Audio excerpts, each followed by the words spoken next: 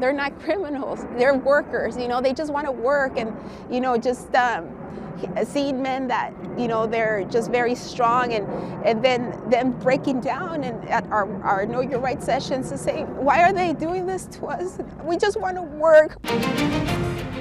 We're back with the big deal, and there's a lot going on our nation's farms and in the agriculture industry as a whole, from proposed tariffs, the bird flu, and uncertainty around the federal freeze on foreign aid, which costs American farmers billions of dollars. In addition, President Donald Trump's threat of a sweeping crackdown on undocumented immigrants and mass deportations could have a major effect on the trillion-dollar industry, which relies on migrant labor.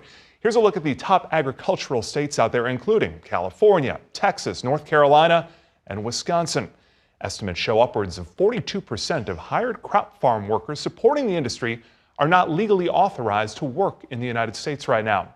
That threat of deportation is already hitting local farms across the country, creating fear among undocumented workers who are skipping work. Spectrum News reporter Taylor Torregano has the story of one legal center in California that's crisscrossing the farmland there to educate workers on their rights.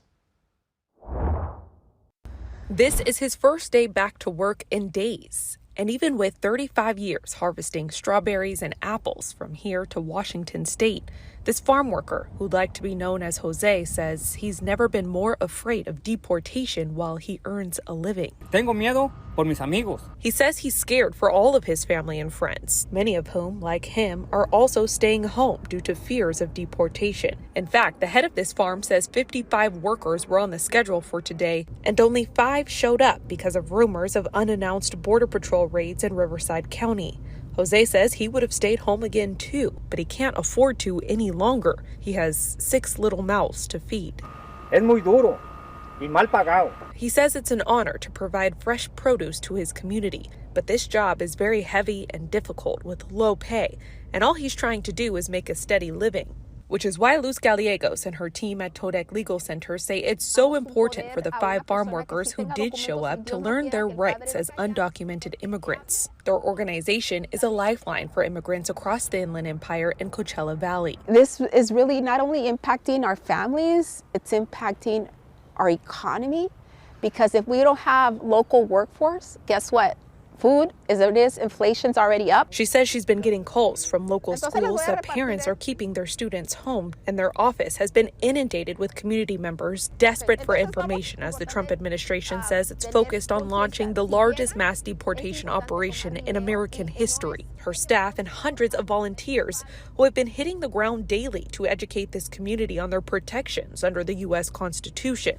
Their palpable fears bringing Luz to tears in their defense. They're not criminals. They're workers. They just want to work and, just seeing men that, they're just very strong and then them breaking down and at our Know Your Rights sessions to say, why are they doing this to us? We just want to work. It's the case for Jose, who says he just wants to continue working and providing for his family. Taylor Torregano, Spectrum News.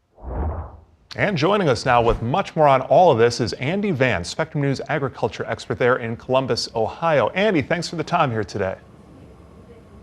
Yeah, thanks. This is a tough subject. As you heard, a lot of passion, a lot of concern. Indeed it is. Many farmers are skeptical that Trump will actually follow through on this promise now to deport more than 40% of undocumented farm workers out there. Similar threats in his first term, of course, never came to fruition. But if the administration followed through this time around, who replaces them? How do these farms survive? That's been the watchword for decades when agriculture groups have been talking about immigration reform, is that these immigrant laborers are doing jobs that Americans won't do. You've heard that phrase my entire journalistic career because the jobs are difficult. They have been in very challenging conditions. When you're picking strawberries in California, it's hot, it's humid, it's backbreaking labor, so to speak. If you're working in the livestock sector, it's very challenging physical labor that especially younger American workers don't want to do. So the question of who replaces them is a bit of an open question. I don't think there's a great answer to that. Close Trump advisor, of course, Stephen Miller, says that American workers could replace them. We don't think that that's the case, do we? Yeah, I'm pretty skeptical of that because you haven't seen it happen basically in my adult life. I grew up baling hay or working in tobacco fields. The farmers I grew up working for, they can't find, used to be teenage or young adults working their way through high school or college. Those kids, so to speak, don't want to do those jobs. And the other part of it is the amount that you have to pay the average American worker who would be physically fit enough to do those jobs. They can go get, let's say, $15 at a minimum wage working at, some food service institution and say, I'd rather go do that than go work in a field picking fruits, vegetables, or working in a meat processing facility. So the economics of the labor become more and more difficult as well. To that end, what would then be the economic impact of a labor shortage out there, not just on those farm owners or workers, but for folks at the grocery store like you and I? Yeah, that's the thing we got to think about is we're already seeing inflationary food prices, right? That was one of the things that the president campaigned on. And the direct relationship between increased farm labor expenses is going to feed right into increased food prices because you're going to see supply and demand come into work. If I can't afford to pay workers, that means that I'm not going to be able to get the crops harvested and get them to field and so on and so forth. It just trickles to lower supply, higher prices, and you're going to see, as much as companies are able to pass those labor costs on, individual farmers can't usually do that. But larger companies that might be relying on large chunks of migrant labor, immigrant labor, might be able to pass those on to retail. You will see higher food costs if the president's threats are carried on and we see mass deportations. Absolutely will lead to higher food costs. Let's quickly talk a bit about the H-2A visa program, which provides temporary work visas to seasonal farm workers from other countries to come here. The number of issued visas has been on the rise each and every year, and experts say that Trump could expand the program to fill any gaps in labor. But I understand that these visas have a bit of a history of being notoriously abusive to foreign workers out there.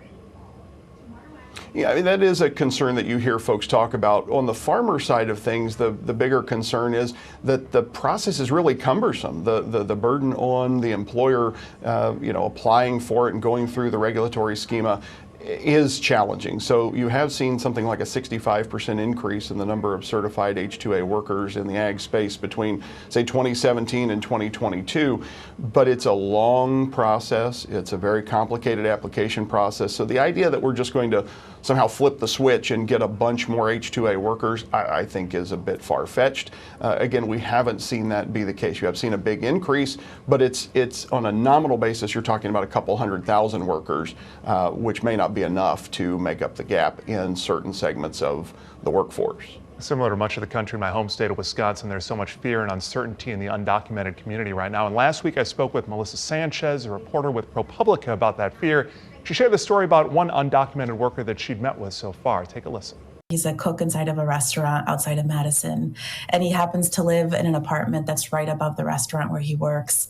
And he described his life as being really isolated right now because he's so afraid to be outside and to kind of, to potentially end up in the crosshairs of whether police or immigration. And so he said he goes downstairs to work and upstairs to sleep and downstairs to work. And he sort of laughed and said he feels like a little mouse. Andy, is that the type of fear that you're also seeing there in Ohio? Well, I think in all of the segments we're talking about, she gave a really great example. You could be talking about people working in meat processing facilities where we have high percentage Hispanic labor. And let's think about this too, not just the undocumented workers, but if you're a worker of Hispanic origin who is working here legally, what's your fear level of getting swept up in these immigration raids if ICE busts down the door at your place of employment? Are you worried about getting swept up in this, even if you are legal and documented, let's say an H-2A worker as an example? There's a huge fear factor there because you might get suddenly forced deported whether or not you were an undocumented worker just because you looked like the undocumented worker that we're in theory targeting with these raids.